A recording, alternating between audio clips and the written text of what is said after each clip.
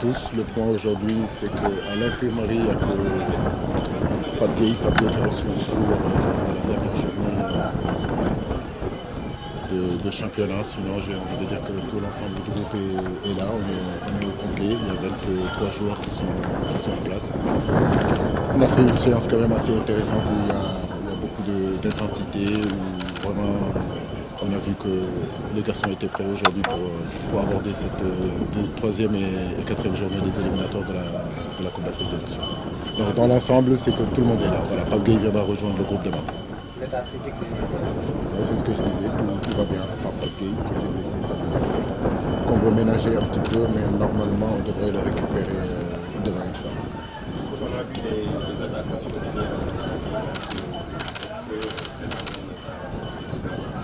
Oui, non, là c'est que chaque entraînement, chaque fin d'entraînement, en fait, on a l'habitude, c'est dans notre rituel, c'est de laisser les garçons, chacun travailler ce qu'il veut, les défenseurs, souvent ils travaillent les transversales, les attaquants préfèrent être devant le but.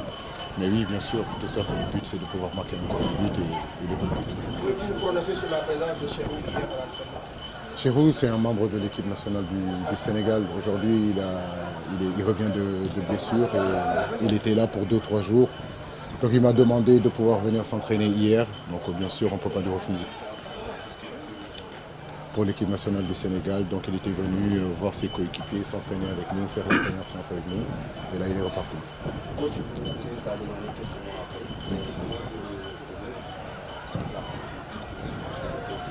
Mais c'est un peu tôt parce que là, on a fait juste qu'une heure de séance, mais vraiment un plaisir de retrouver Sadio avec l'équipe nationale du Sénégal. Il nous avait tellement manqué. Aujourd'hui, il est là, il est heureux d'être là, il est chez lui. Voilà, nous sommes aussi très heureux de le voir avec nous et surtout dans le but de préparer cette troisième et quatrième journée qui seront des journées très importantes face à une très belle équipe de Mozambique, qu'on respecte et qu'on veut vraiment battre pour justement le plus tôt se qualifier à cette compétition-là. Ils ont les yeux ouverts. Aujourd'hui, ils sont en train d'apprendre. C'est un plaisir d'être là. C'est des garçons, aujourd'hui, on ne se trompe pas. Ils ont effectivement de la qualité. Ousmane a de la qualité.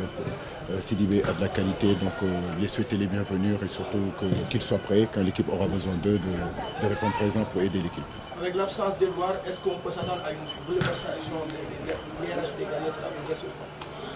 Oui, on peut y penser, mais en réalité, je pense qu'aujourd'hui, on a 3 bons gardiens, que ce soit Gomis qui a repris la compétition, que ce soit Seni qui est en train de faire de très bonnes choses aussi, et que Mori, par rapport à la saison qu'il est en train de faire, on est en train de voir en tout cas la meilleure solution. Mais une chose est sûre, c'est se doter de 3 très bons gardiens, c'est très intéressant pour l'équipe nationale du Sénégal. Après, le choix se fera avec l'entraîneur des gardiens, Tony Silva, pour faire le choix définitif. Comment ça se passe l'intégration de Fadiga, c'est un fils de Fadiga, donc il est chez lui. Donc le féliciter aussi. De la même manière que les gens Lopi, ce sont des jeunes joueurs aujourd'hui qui arrivent dans cette équipe nationale. Ils apportent un vent de fraîcheur. C'est des garçons aujourd'hui qui ont envie de continuer à être dans cette équipe nationale.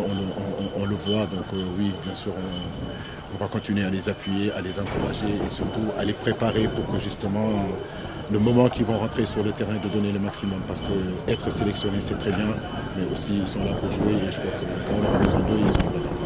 Sur le côté gauche, on a des novices, on va dire des fleurs, des retours avec sa est-ce que vous êtes en train de voir quelle combinaison animée, surtout offensive, bien évidemment là.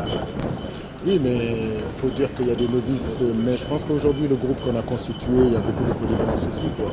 Donc je veux dire, Abdallah, c'est pas un garçon qui est nouveau. Il était déjà venu, certes, il y a quelques années, mais aujourd'hui, avec ce qu'il fait avec Sochaux est bien classé.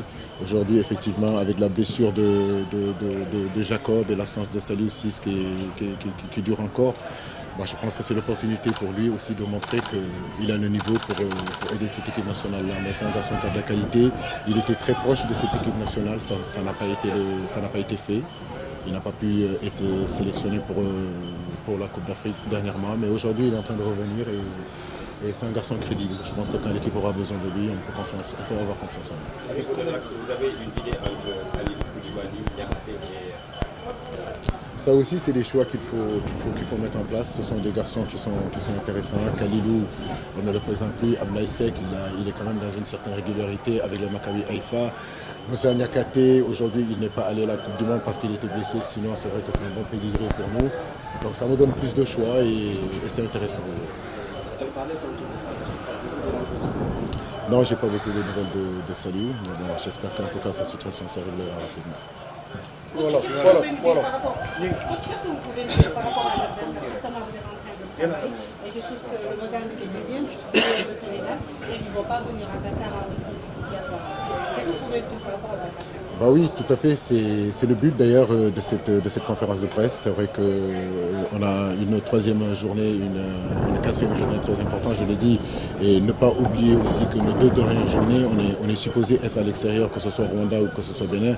Donc c'est 2 matchs très importants qui peuvent nous aider face à une très belle équipe. Une équipe aussi qui est notre challenger, qui a 4 points.